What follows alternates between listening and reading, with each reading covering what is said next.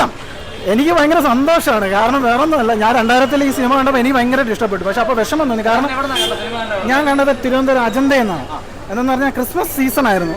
തെങ്കാശി പട്ടണമൊക്കെ ഉണ്ടായിരുന്നു. പക്ഷേ അപ്പോൾ ആൾക്കാരെയും കുറ്റം പറയാൻ പറ്റില്ല. കാരണം നമുക്ക് നരസിംഹം എന്ന് പറഞ്ഞൊരു സിനിമ ഉണ്ടായിരുന്നു 2000 ജനുവരിയിൽ. അതിൻ്റെ ഓളം എന്ന് പറഞ്ഞാൽ ഭയങ്കരമായിരുന്നു. ജനുവരിയിൽ ഇറങ്ങി എനിക്ക് തോന്നുന്നു ഓണം വരെ അതിൻ്റെ ഓളമുണ്ട്. ഓണം കഴിഞ്ഞുകൊണ്ട്. അപ്പോൾ അതൊക്കെ കഴിഞ്ഞിട്ടാണ് ഇങ്ങനെ ഒരു സിനിമ വരുന്നത്.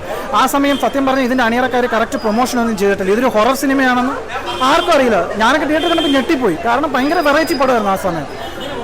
കാരണം വിദ്യാസാഗറിൻ്റെ പാട്ട് പൂവേ പൂവേ പാലപ്പൂവേ ഭയങ്കര റീച്ചായി. പക്ഷെ അതിൻ്റെ അത്ര പോലും പടത്തിനൊരു റിസപ്ഷൻ കിട്ടിയില്ല ആൾക്കാരുടെ. കാരണം അവർ വിചാരിച്ചില്ല ഇതൊരു ഹൊറർ സിനിമയാണെന്നും. അവർക്ക് അപ്പോഴത്തെ ആ ഒരു മാറ്റം ഉൾക്കൊള്ളാൻ സാധിച്ചില്ല. പക്ഷേ ഇന്ന് ഈ സിനിമ തുടക്കം തന്നെ ഇതിൻ്റെ ടൈറ്റിൽ കാർഡ് തന്നെ വ്യത്യാസമുണ്ട്. അന്ന് ഇറങ്ങിയതുപോലെയല്ല, വ്യത്യാസം കുറേ ട്രിം ചെയ്തിട്ടുണ്ട്. ഒരു 1/2 മണിക്കൂറോളം ട്രിം ചെയ്തിട്ടുണ്ട്. ജഗദീത സീൻ ഒന്നുമില്ല, എല്ലാം കട്ട് ചെയ്തിട്ടുണ്ട്.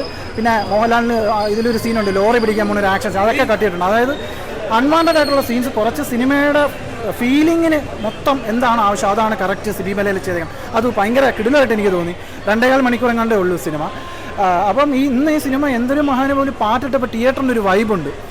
അപ്പം ഞാൻ വെച്ചു ദൈവം ഇതാണ് ഈ സിനിമയ്ക്ക് കാലം കാത്തുവെച്ച ഒരു കാവ്യനീതി. കാരണം സിബി മലയിൽ ഇത് കാണുമ്പോൾ സന്തോഷിക്കും. അന്ന് നിഷ്കരണം പ്രേക്ഷകർക്ക് ഒരു എന്താ പറയുക, അയാൾ വിചാരിച്ച പോലെ ഒരു റിസപ്ഷൻ ഇല്ല. പക്ഷേ ഇന്ന് തിയേറ്റർ ഭയങ്കര ഫുള്ള് ആ ഒരു പടത്തിൽ ഇൻവോൾവ് ആയി കണ്ടു. അതുപോലെ സിനിമയുടെ അവസാനം ഈ എന്തര മഹാനുഭാവിൽ എൻകറേജ് വരുന്നുണ്ട്. അത് ഫുള്ള് കഴിഞ്ഞ് സിനിമ മുഴുവൻ തീർന്ന് പ്രേക്ഷകർ സീറ്റ് ഇരുന്ന് കൈയടിച്ചിട്ടാണ് ഇറങ്ങി വന്നത്.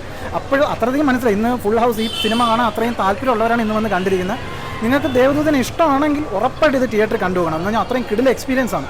അവരുടെ ആറ്റ്മോസ് മിക്സിങ്ങും, അതായത് അന്ന് തന്നെ കിടിലൻ ക്വാളിറ്റി ആയിരുന്നു. DTS അന്ന് തന്നെ അജന്തയിൽ കണ്ടപ്പോൾ കിടില എഫക്റ്റ് ആയിരുന്നു. അതിൻ്റെയൊക്കെ ഒരു ട്രിപ്പിൾ എഫക്റ്റ് ഇപ്പോഴും കിട്ടും. ആ ഒരു ക്വാളിറ്റിയിൽ ആ മോഹൻലാലിൻ്റെ പെർഫോമൻസ്, വിദ്യാസാഗറിൻ്റെ പാട്ടുകൾ എടുത്തു പറയണം. ഈച്ച് ആൻഡ് എവരി സോങ് ഇപ്പോഴും അതിൻ്റെ ഒരു ഫ്രഷ്നെസ് ഉണ്ട്. ഭയങ്കര ക്വാളിറ്റി പടമാണ്.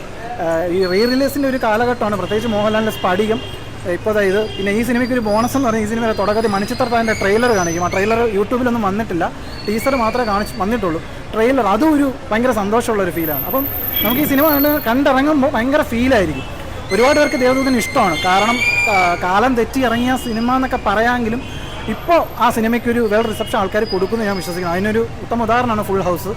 ഇനി വരും ദിവസങ്ങളിലും എനിക്ക് തോന്നുന്നു നല്ല ബുക്കിംഗ് ഒക്കെ ഉണ്ടെന്ന് തോന്നുന്നു. എന്തായാലും തിയേറ്റർ എക്സ്പീരിയൻസ് ചെയ്യേണ്ട ഒരു സംഭവമാണ്. Must watch.